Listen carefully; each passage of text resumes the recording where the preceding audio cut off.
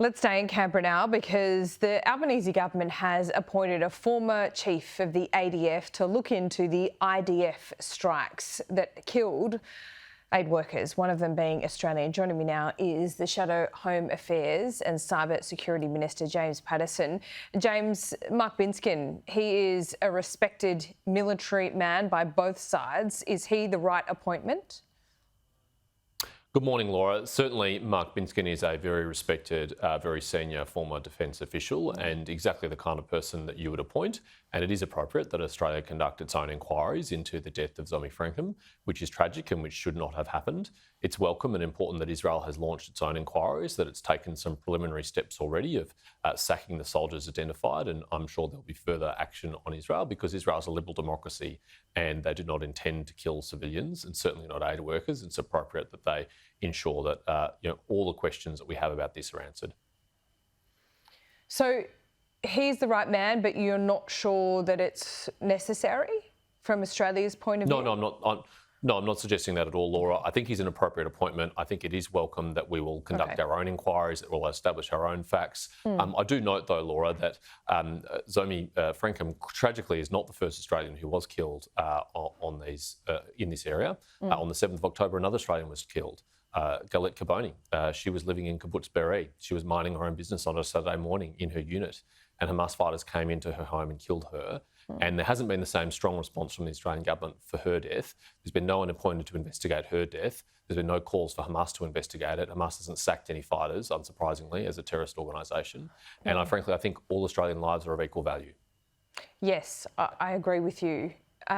So you're saying the Australian government should have perhaps launched an inquiry earlier into the actions of Hamas? Because I know what you're saying there, but it's really hard to investigate a terrorist organisation where I'd say Israel and the IDF, they're allies.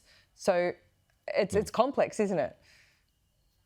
Sure, you're right, Laura. We do hold Israel to a higher standard than Hamas, and we should hold Israel to a higher standard. They're a liberal democracy, and we expect more of them than we expect from a terrorist organisation. But I just note that there has been a very strong response from the Australian government in response to Zomi Frankcom's death, as there should be.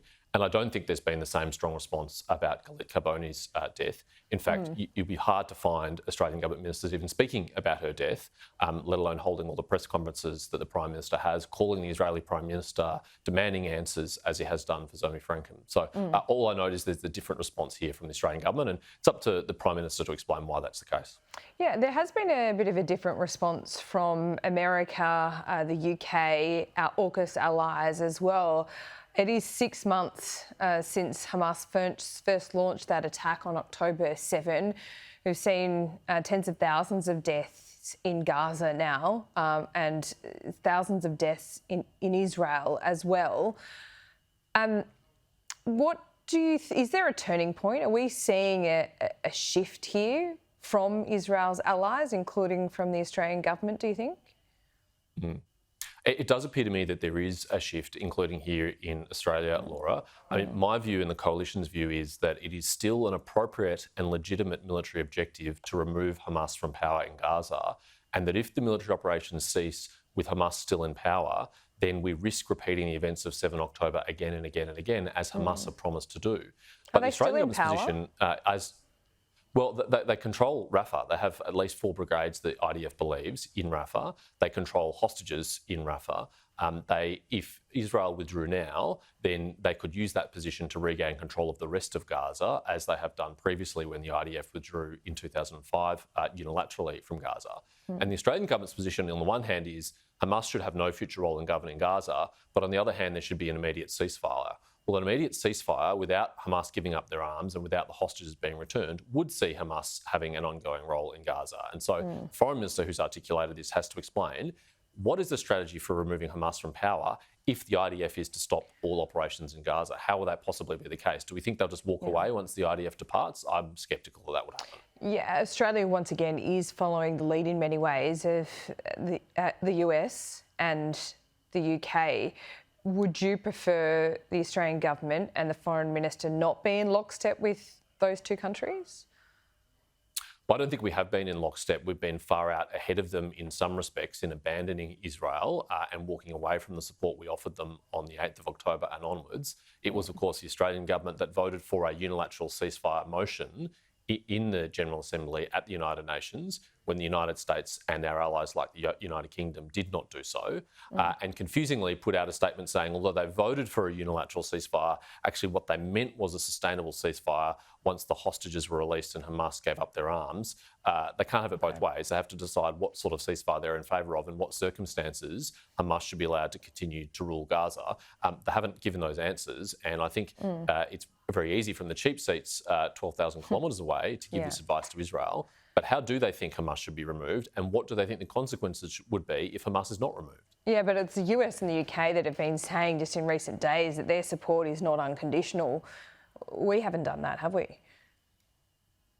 Well, Australia should be concerned, and we are all concerned about the civilian death toll in Gaza. It is shockingly high and higher than anyone wants to see, including Israel. I was there only a month ago. I saw that and heard that firsthand myself.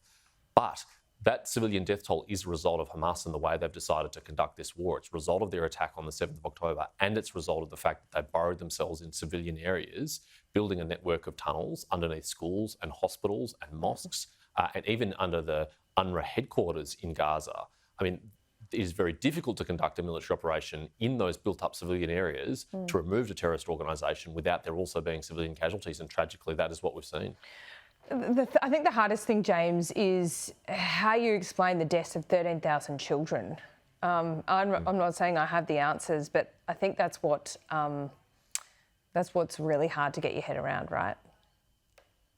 It is. It's utterly tragic deaths on a shocking scale. Yeah. And many of the people who have died in Gaza are completely innocent. They are themselves also victims of Hamas. They are effectively being held hostage by Hamas, just like the Israelis are being held hostage. Yeah. Hamas deliberately puts them in harm's way and deliberately seeks a high civilian death toll to use as a weapon in the public relations war against Israel internationally, with some success. It is hurting Israel, we know that. But I'm not going to be here and be an armchair military operations expert and tell Israel there is some better way to do this. There are a lot of those experts on Twitter, some of them even in the Albanese cabinet, who think they could do better.